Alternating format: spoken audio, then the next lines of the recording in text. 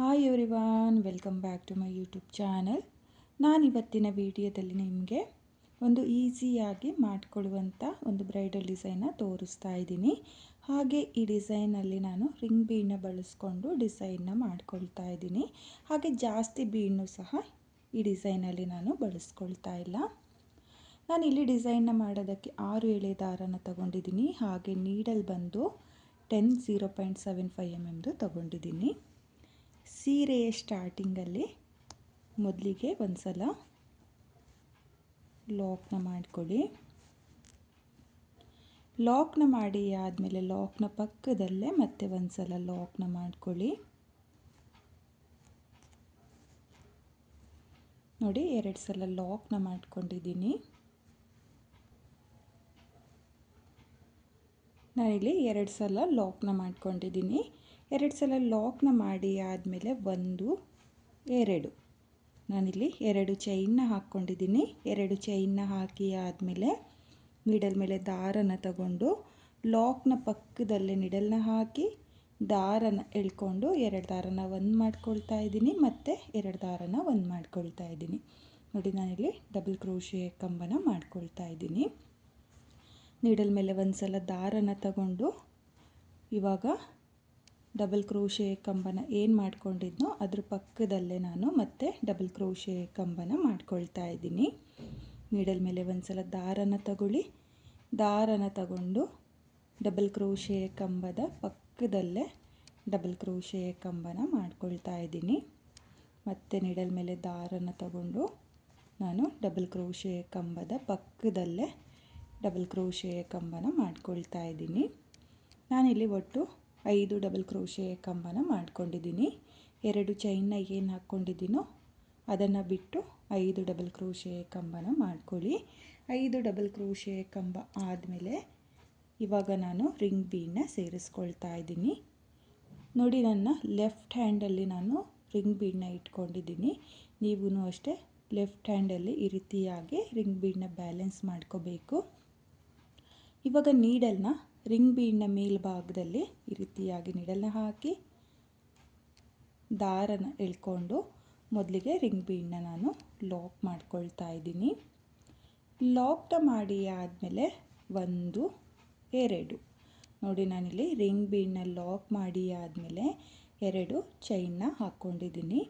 2 ಚೈನ್ನ ಹಾಕಿ ಆದಮೇಲೆ ನೀಡಲ್ ಮೇಲೆ ಒಂದು ಸಲ ದಾರನ ತಗೊಂಡು ರಿಂಗ್ ಬೀಡನ್ನ ಮೇಲ್ಭಾಗದಿಂದ ನೀಡಲ್ನ ಹಾಕಿ ದಾರನ ಎಳ್ಕೊಂಡು 2 ದಾರನ ಒಂದು ಮಾಡ್ಕೊಳ್ಳಿ, ಮತ್ತು 2 ದಾರನ ಒಂದು ಮಾಡ್ಕೊಳ್ಳಿ. ನೋಡಿ, ನಾನಿಲ್ಲಿ ರಿಂಗ್ ಬೀಡನ್ನ ಗ್ಯಾಪಿಗೆ ಡಬಲ್ ಕ್ರೋಶೆ ಕಂಬನ ಮಾಡ್ಕೊಂಡಿದ್ದೀನಿ. ಡಬಲ್ ಕ್ರೋಶೆ ಕಂಬ ಆದಮೇಲೆ 1 2 3 ನೋಡಿ, ನಾನಿಲ್ಲಿ 3 ಚೈನ್ನ ಹಾಕಿಬಿಟ್ಟು ಡಬಲ್ ಕ್ರೋಶೆ ಕಂಬದ ಪಕ್ಕದಲ್ಲೇ ನೀಡಲ್ನ ಹಾಕಿ ದಾರನ ಎಳ್ಕೊಂಡು 2 ದಾರನ ಒಂದು ಮಾಡಿಕೊಂಡ್ರೆ ನಿಮಗೆ 3 ಚೈನ್ ಲಾಕ್ ಆಗುತ್ತೆ. ನೋಡಿ, ನಾನಿಲ್ಲಿ ರಿಂಗ್ ಬೀಡನ್ನ ಗ್ಯಾಪಿಗೆ ಡಬಲ್ ಕ್ರೋಶೆ ಕಂಬನ ಮಾಡಿಕೊಂಡು 3 ಚೈನ್ನ ಹಾಕಿ ಪೀಕಾಟ್ನ ಮಾಡ್ಕೊಳ್ತಾ ಇದ್ದೀನಿ. ಇವಾಗ ಮತ್ತೆ ನೀಡಲ್ ಮೇಲೆ ಒಂದು ಸಲ ದಾರನ ತಗೊಂಡು ರಿಂಗ್ ಬೀಡನ್ನ ಗ್ಯಾಪಿಗೆ ಡಬಲ್ ಕ್ರೋಶೆ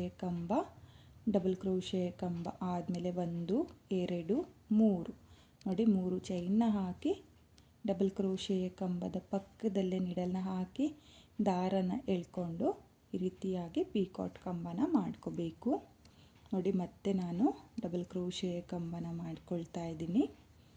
ಡಬಲ್ ಕ್ರೋಶೆ ಕಂಬ ಆದಮೇಲೆ 3 ಚೈನ್ನ ಹಾಕಿ ಲಾಕ್ನ ಮಾಡ್ಕೋಬೇಕು.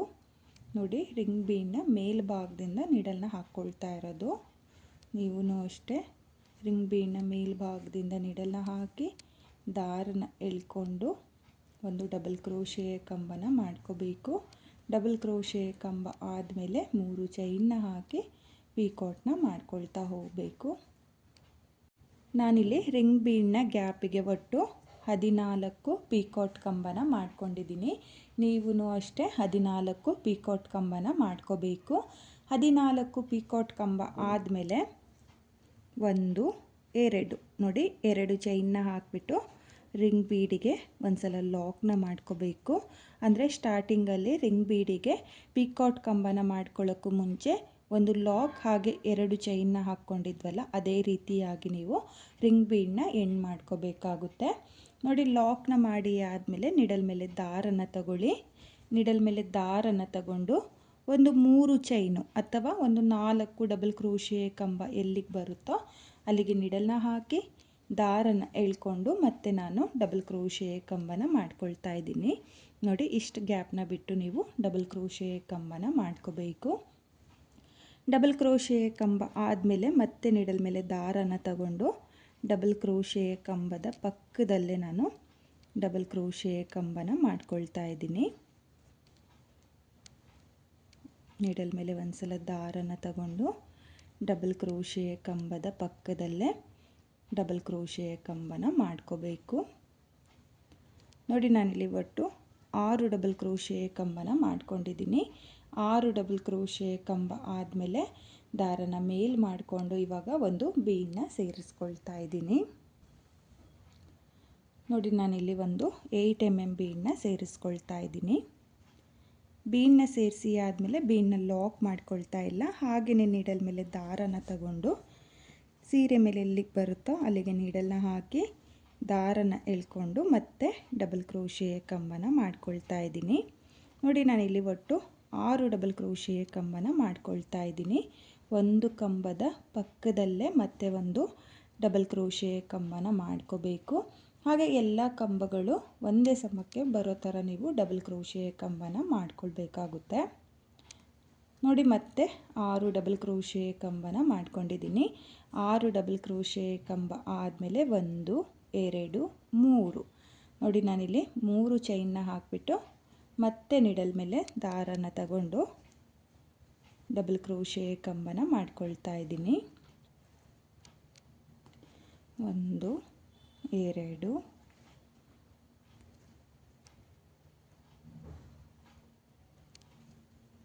4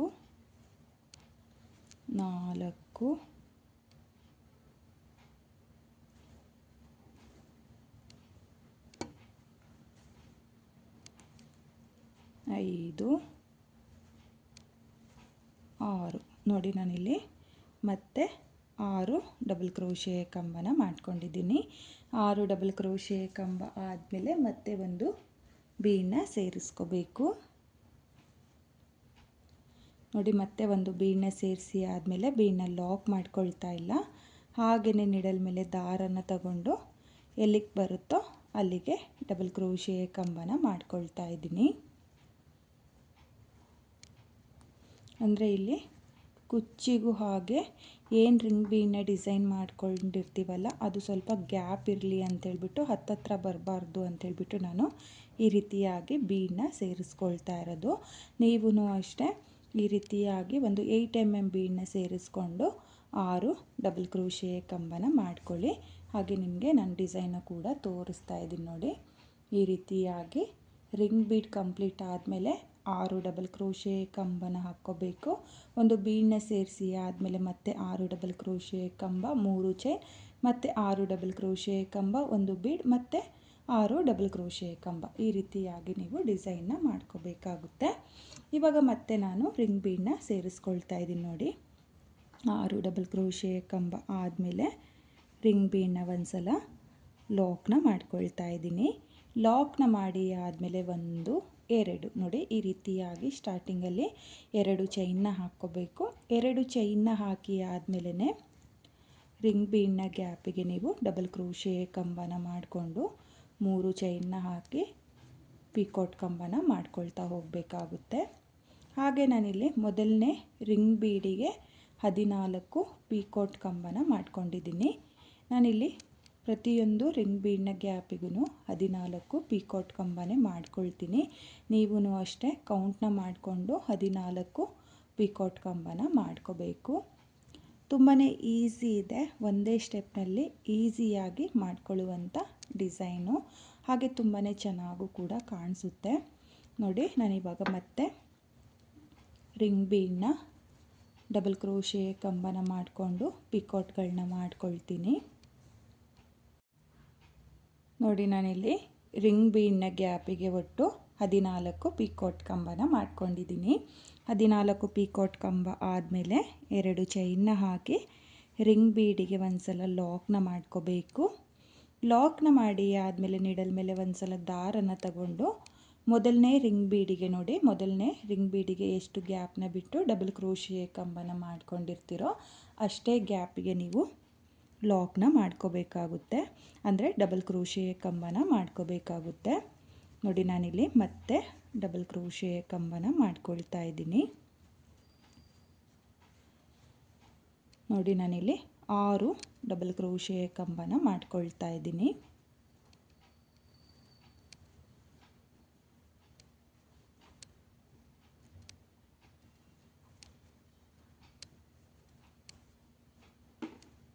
ನೋಡಿ 6 ಡಬಲ್ ಕ್ರೋಶೆ ಕಂಬನ ಮಾಡ್ಕೊಂಡಿದ್ದೀನಿ.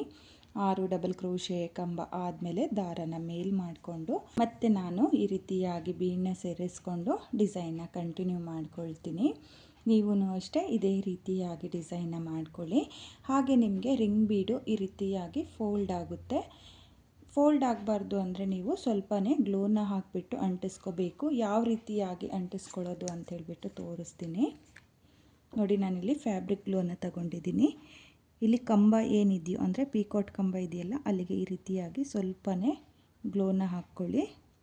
ನೋಡಿ 2 ಸೈಡು ಪೀಕಾಟ್ ಕಂಬಕ್ಕೆ ಗ್ಲೋನ ಹಾಕಿಬಿಟ್ಟು ಡಬಲ್ ಕ್ರೋಶೆ ಕಂಬದ ಮೇಲೆ ಈ ರೀತಿಯಾಗಿ ಅಂಟಿಸ್ಕೋಬೇಕಾಗುತ್ತೆ. ನೋಡಿ ಈ ರೀತಿ ಅಂಟಿಸ್ಕೊಳ್ಳೋದ್ರಿಂದ ನಿಮಗೆ ರಿಂಗ್ ಬೀಡು ಫೋಲ್ಡ್ ಆಗಲ್ಲ. ನೋಡಿ ಆ ಕಡೆ ಈ ಕಡೆ ಪೀಕಾಟ್ ಕಂಬ ಏರುತ್ತೋ ಅಲ್ಲಿಗೆ 1 ಡ್ರಾಪ್ ಗ್ಲೋನ ಹಾಕಿಬಿಟ್ಟು ಅಂಟಿಸ್ಕೊಂಡು ನೀವು ಡಿಸೈನ್ನ ಮಾಡ್ಕೊಳ್ಳಿ. ನಾನಿಲ್ಲಿ ಡಿಸೈನ್ನ ಕಂಪ್ಲೀಟ್ ಮಾಡ್ಕೊಂಡಿದ್ದೀನಿ. ಕೊನೆಯಲ್ಲೂ 6 ಡಬಲ್ ಕ್ರೋಶೆ ಕಂಬನ ಮಾಡಿಕೊಂಡು 2 ಎಕ್ಸ್ಟ್ರಾ ಚೈನ್ನ ಹಾಕಿ 6 ಎಳೆ ದಾರನ ಕಟ್ ಮಾಡ್ಕೊಂಡಿದ್ದೀನಿ. ಹಾಗೆ ಕಟ್ ಮಾಡಿರುವಂಥ ದಾರನ ನಾನು ಡಿಸೈನ್ನ ಹಿಂಭಾಗದಲ್ಲಿ ಅಂಟಿಸ್ಕೊಳ್ತೀನಿ. ನೀವು ನೋಡ್ತಾ ಇರ್ಬೋದು ಡಿಸೈನ್ ಕಂಪ್ಲೀಟ್ ಆದಮೇಲೆ ಈ ರೀತಿಯಾಗಿ ಬಂದಿದೆ.